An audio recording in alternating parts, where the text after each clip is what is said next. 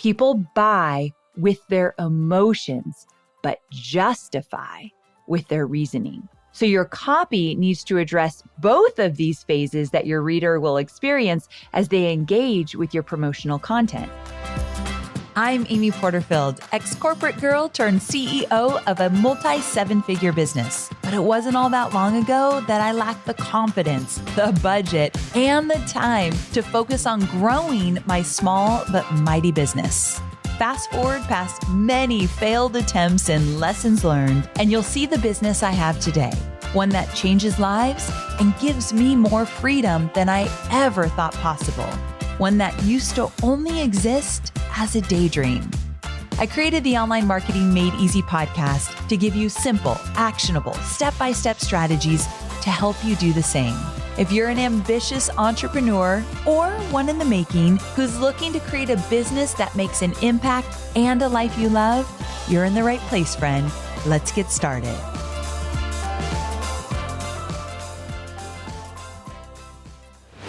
Well, hey there. Welcome back to Online Marketing Made Easy. I'm your host, Amy Porterfield, and today I'm bringing back another gem from the podcast archives to share with you.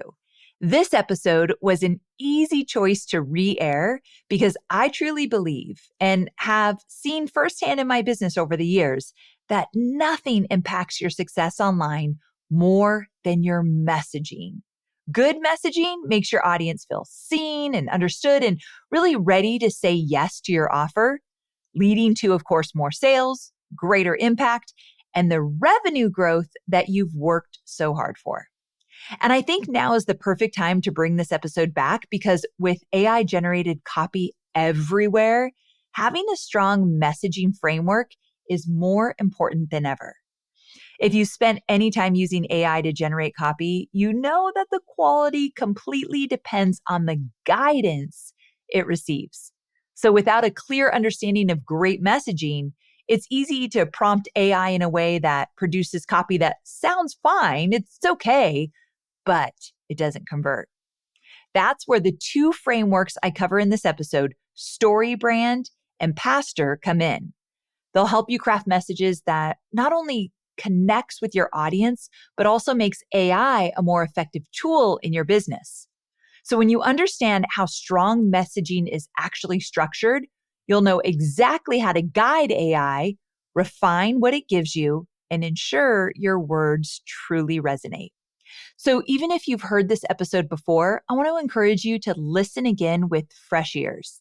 This time, ask yourself, how can I use these frameworks to improve my AI prompts and fine-tune the messaging it generates?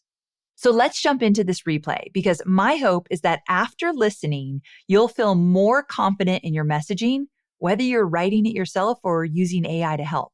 So no more second guessing, no more wondering if it's good enough. You'll have the tools to create messaging that truly connects and converts. So enjoy, soak it in, and most importantly, put it into action. Now, to make sure I provide you with the most valuable, up-to-date copywriting information, of course, I had to consult with my amazing copywriter, Emery, who lives and breathes sales copy for all of my courses and offerings. She's been with me for many years. She is an incredible human being and incredibly skilled. Now, she's mastered the art and science of selling digital offers through copy. And after a lot of testing, has gathered valuable insights into the purchasing behaviors of our different audience segments based on how we present our offers to them. I'll share more on that later, and it's juicy, so be sure to stick around to the end. But before we get into all the copywriting tips, strategies, and frameworks, there is one thing you must do before you begin writing any copy for your sales page or email or social media or whatever it is.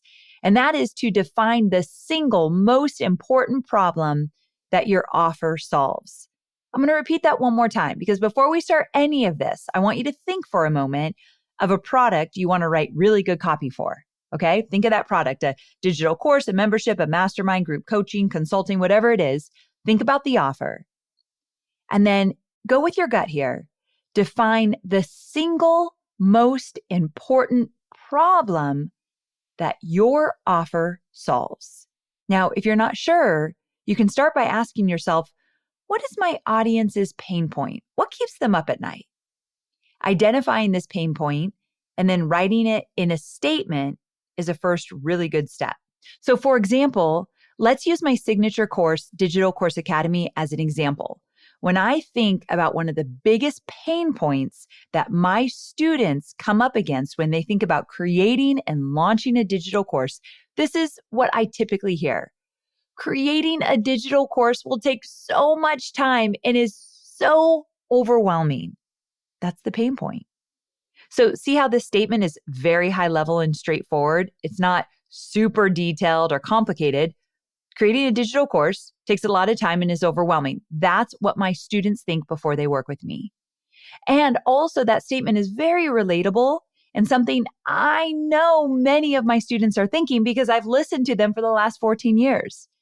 And I know that that statement there is holding them back from creating an online business. So once you've pinpointed your audience's pain point, you'll be able to easily use your messaging to create what I call the invisible bridge.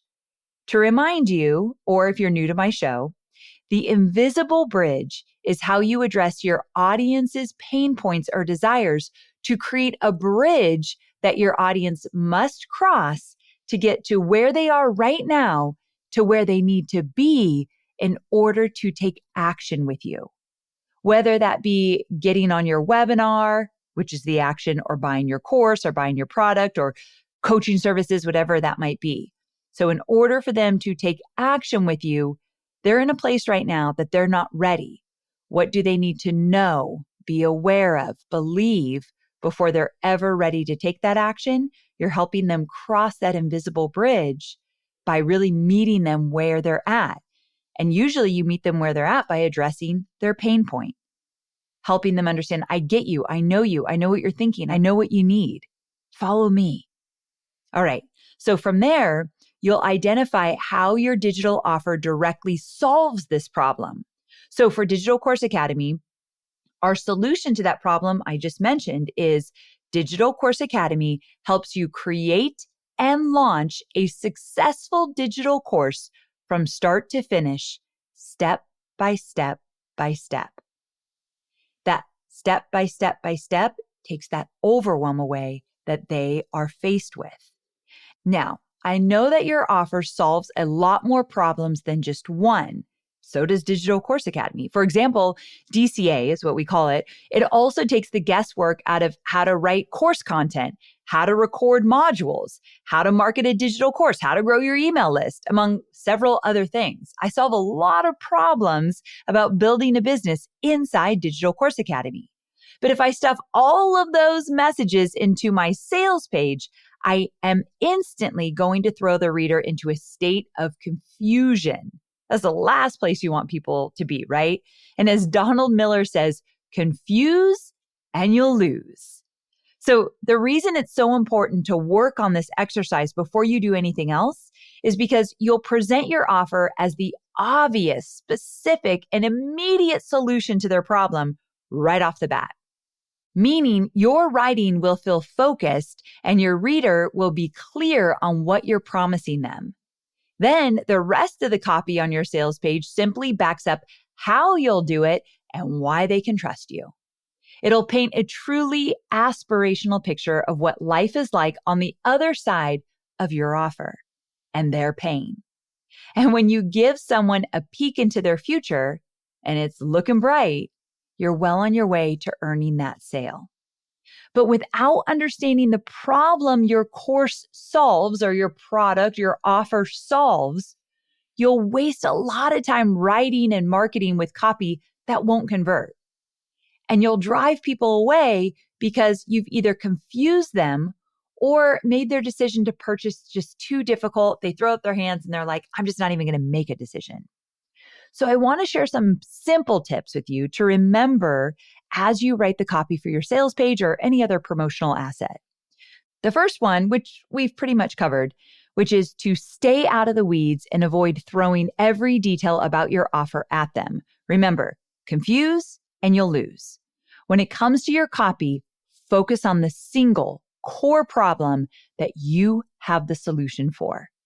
Next, avoid wordy sentences or long paragraphs. Very difficult for me, for the record. And instead, write in a concise and easily digestible way. Avoid using jargon or industry terms that might not be universal knowledge.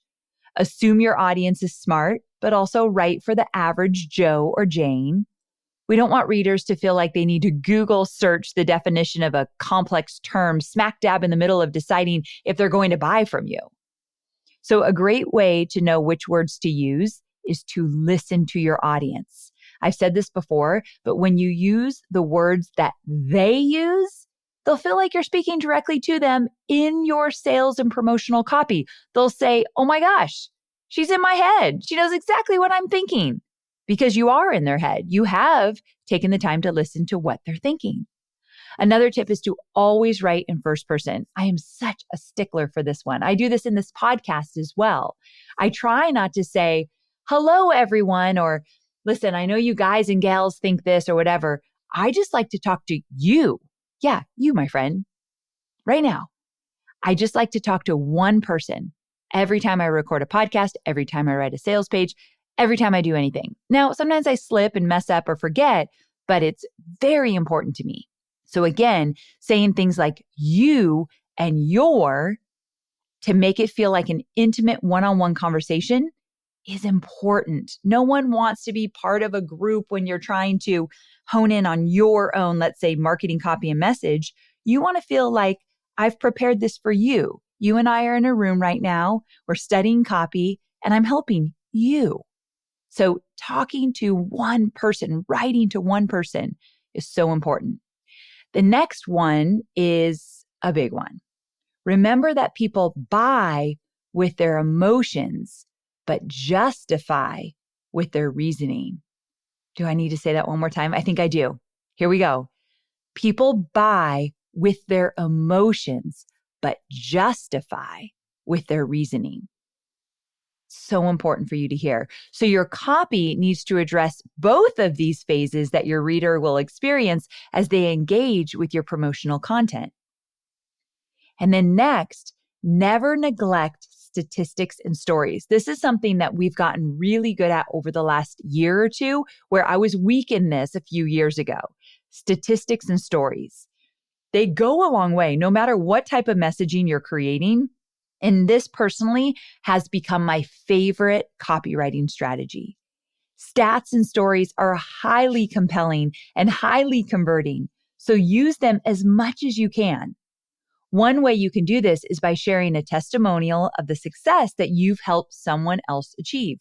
Or if you're not there yet, you tell your story in detail and make sure that it means something to the reader. But telling stories and using statistics, it's a must. And on a side note, if you need help collecting testimonials, this is something that I have perfected over the years. I want you to check out episode 370. It's called Behind the Scenes, How I Collect Money-Making Testimonials. So anytime I tell you an episode like 370, you just plug in amyporterfield.com/370. Now, if you're a first-time course creator and you don't have any testimonials to share, you can instead utilize industry statistics to give you a compelling argument to an objection your reader might have. So you could tell your own story, of course, but also when you use industry statistics, they appeal to the reader's rationale and they serve as proof that the time and money they're considering investing with you is well worth it. So remember, they're buying with their emotion, but they're justifying with reason. And so when you use statistics, that's where that reason comes in. Let me give you a real life example of how to use a statistic in your messaging. One of my digital courses, List Builder Society, it gives students the step-by-step process to build an email list from scratch that will support their business. When I'm selling this course, a perfect statistic to share is this one from Litmus Research Center, which states that an email list is the only business asset with a return of $36 for every dollar spent. That's a 3,600% ROI. The runner-up is social media at a very distant 28% ROI and paid ads at 25% ROI. Those are impressive stats from a reputable source. So when someone who has already been wanting to build an email list reads that, they might immediately say to themselves, okay, this is definitely catching my attention, and I'm convinced that an email list just might be worth my energy, but I have no clue where to start. And because List Builder Society shows them how to build their email list from scratch and solves their problem, that they're having a problem selling online because they don't have an audience, then they feel very good about enrolling. Okay, the last copywriting tip I have for you is to call out what's at stake if they avoid taking action. Always compare what's at stake to what's possible for them if they do take action. So statistics can be used to do this as well. When there's a quantifiable loss that happens if they don't take action, like losing muscle mass due to lack of exercise, or a lower likelihood of promotion without a certain set of soft skills, that's like an example there. You get the picture. But remember, you want to call out what's at stake and what's possible for them. Okay, so I love all these tips for effective copywriting. I use all of them, but just as important as how and what you are writing is the order that you are writing in. And I have two frameworks that Emery, my copywriter, and our team utilize to ensure that we are addressing our audience's problem and the solution to their problem in the right place and at the right time.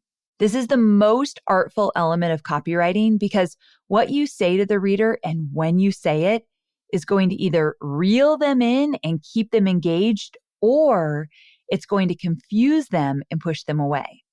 So let's talk about how to lay out your copy on your sales page. As I mentioned earlier, I have studied, tried, and tested two frameworks that my team and I absolutely love, and to this day, we use both of them. The first is StoryBrand, which you likely have heard of, Don Miller and his team. And for those of you who want to dive in deeper to the StoryBrand framework, he's got a book. You can get it on Amazon. Highly recommend it. And the second is PASTOR, PASTOR, which is an acronym that I'm going to share with you in a moment. So for now, let's start with the StoryBrand framework and what that looks like when it comes to the copy on your sales page. So StoryBrand was created by my dear friend, Donald Miller, as I mentioned earlier, and Don's been on my show a few times. I'm a huge fan and he's a dear friend. Now, if he's new to you, he's also a writer turned marketing genius, to say the least, and he took his knowledge of how to tell a compelling story and develop StoryBrand to help businesses literally market their brand through story. I've read all his books and binged his podcast. Highly recommend you do the same. So first things first, I want to make it clear that I am not teaching this entire framework to you.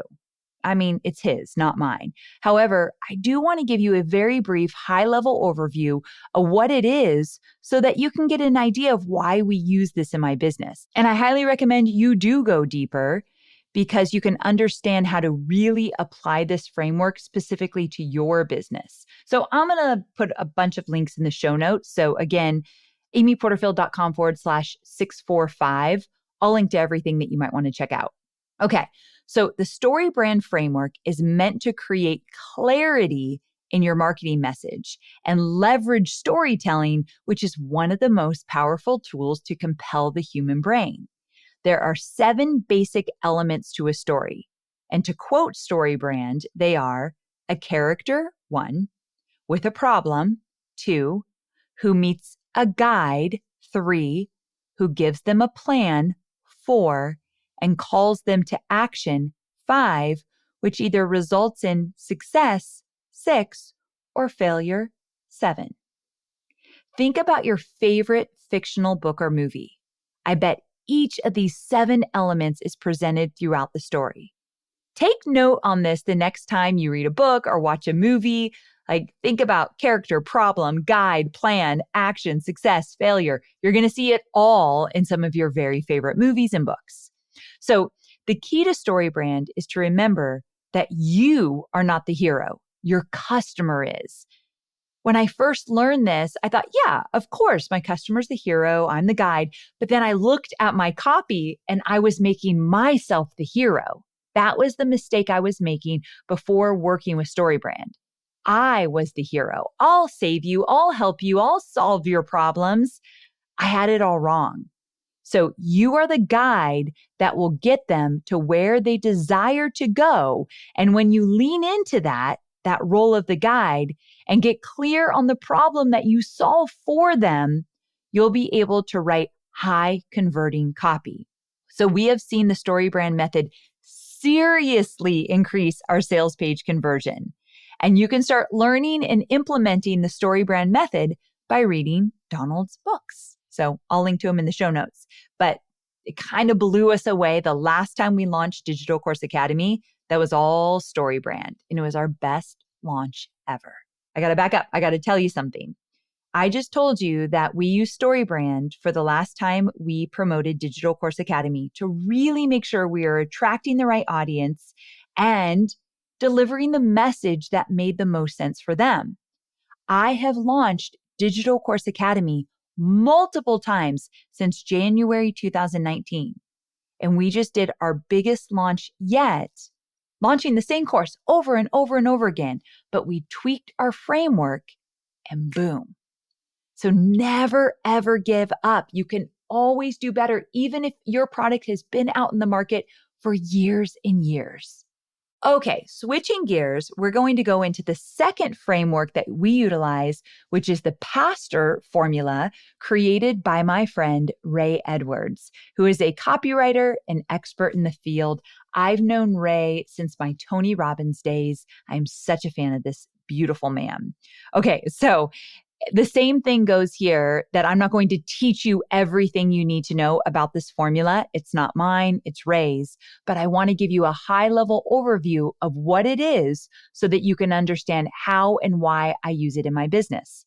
So to learn more about this, you can buy Ray Edwards' book. It's titled Read This or Die, Persuading Yourself to a Better Life. Yeah, that's the book. Read This or Die, Persuading Yourself to a Better Life. Pastor, I feel like I'm saying that word wrong. I say a few words weird, like the word open. Cannot say it to save my life. So that word and this word pastor, I feel like I'm saying it weird, but it's PASTOR. And it's an acronym that, again, details the flow of your copy from top to bottom of your sales page. So let's review it. P is for the problem. This framework really focuses on directly naming your customer's problem and writing your copy as such. Same with StoryBrand, right? We're getting really clear on the one problem. The A is for amplify, or some people use the word agitate. In this stage, you're going to point out why the problem is particularly bad and detrimental to the reader. And if they don't take action, they're in trouble. So here you'll present the negative stakes, essentially what's at stake if they don't take action. Remember when I mentioned statistics as a copywriting tool? This is the perfect place to share one. Moving on, S is for solution. Here you'll describe how your course or offer solves the problem. T is for transformation. This is your opportunity to demonstrate your credentials and how you have helped solve other clients' problems. Testimonials are a highly effective way to enrich this portion of your copy. O is for your offer. Describe your service offerings here, as well as the specifics of your offer. What do they get? And for what price? And then R is for response. What should the client do next? So this copy should be super actionable, something like enroll now or save your seat. So you'll notice that each of these two frameworks have very similar strategies. They're just arranged in a slightly different order. That's because these strategies, like presenting your offer as a direct solution to a specific problem and introducing costly stakes, are proven high converting strategies. So that's why they're similar, because both of these strategies work really well. The difference of order is simply a matter of what your audience needs to hear first. And I think I've cracked the code on how to know what your audience needs. So I'm going to get to that in a second, because we use StoryBrand and Pastor in different ways, but I'll get to that in a second. But generally, StoryBrand takes our reader hero through a narrative, painting an aspirational picture of how good life can be on the other side of your digital offer. Pastor, on the other hand, gets to that good life eventually, but starts by capturing the attention of your audience with the risk of inaction. Okay, so for example, there are some situations in life where you want to lead with the dream. Like if I'm going to text my group of best friends and I'm going to lead with a Vegas trip and tell them all about why this Vegas trip is a great idea. But then there's other times where I want to lead with some words of warning, like when I'm texting my 21-year-old son, warning him that too much tequila tonight is going to be a very bad morning tomorrow. So, just life. Sometimes you lead with the dream, sometimes you lead with the warning. Same applies to your copy. So overall, the StoryBrand framework places a larger emphasis on the bright future that your course or offer can give to someone by introducing the solution right away. Pastor leads into playing up the problem and the consequences someone can face if they don't take action. Now that we've reviewed the two copywriting frameworks that my team and I love, I want to share an interesting conclusion that we came to after testing both methods. So I said, I think I've cracked the code on which works where, but at least for my business, but you could take this and try it in yours. Using the sales page for this Digital Course Academy masterclass I recently did, we rewrote and reordered the copy to create two versions, one that used the StoryBrand technique and one that used the Pastor technique. All in all, both worked really well, but to our surprise, for different audiences. The StoryBrand sales page had a higher conversion rate for our cold audience, the people who don't really know me well that we reached through paid advertising such as Facebook and Instagram ads. As a reminder, this copy led with the solution, casting a vision for the dream life that this masterclass and a digital course can offer to the reader. While this audience doesn't know me, they are very familiar with the life they want. So, because this copy led with that dream, we grabbed their attention and showed them how this masterclass is the thing to help them get there. On the flip side, the Pastor page worked for my warm audience, the people who follow me on social media, frequent my podcast, hey there friends, if that's you, or subscribe to my email newsletter. Emery's take on this is that there's more trust with my email list and my social media following, so they're able to hear more directly from me on the issue, the problem. They actually prefer that I tell it to them straight.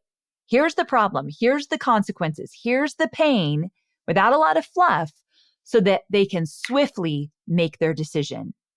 So my warmer audience wanted the consequences, the pain right up front, because they trust me. Learning this information has been so valuable for how we sell our digital courses and to who we sell those courses to for all of our launches. And because of this, I always recommend testing your copy. Was it more work to create 2 sales pages? Absolutely. Was it worth it tenfold? Absolutely. So copy is very fluid and can be updated quickly. And you can start day 1 of your launch with the first iteration of your sales copy. But if you're not seeing the conversions you had hoped for, then tweak it in real time and see how that new version performs. So this is a great reminder to say you can be changing copy during a launch. It's never too late, but you've got to pay attention to the data. All right, we are near the end of this episode, but the last piece I want to touch on is how to write sales copy on social media and in emails. There are two types of promotional content, direct and indirect. Now, here's how you can set yourself apart and make sure no matter how often you mention your offer, it's never ignored. And that's through a direct and indirect approach within your messaging.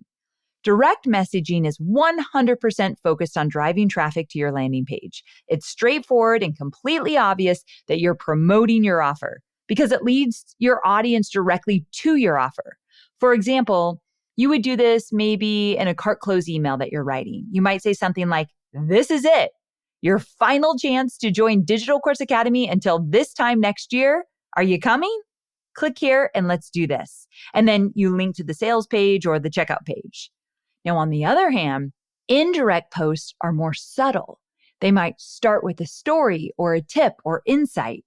You can still promote your offer after you add value, or you don't have to promote it at all and use this instead as an opportunity to nurture your audience and continue to build a relationship with them. So here's an example of an indirect post that I posted with an image of my dog Scout.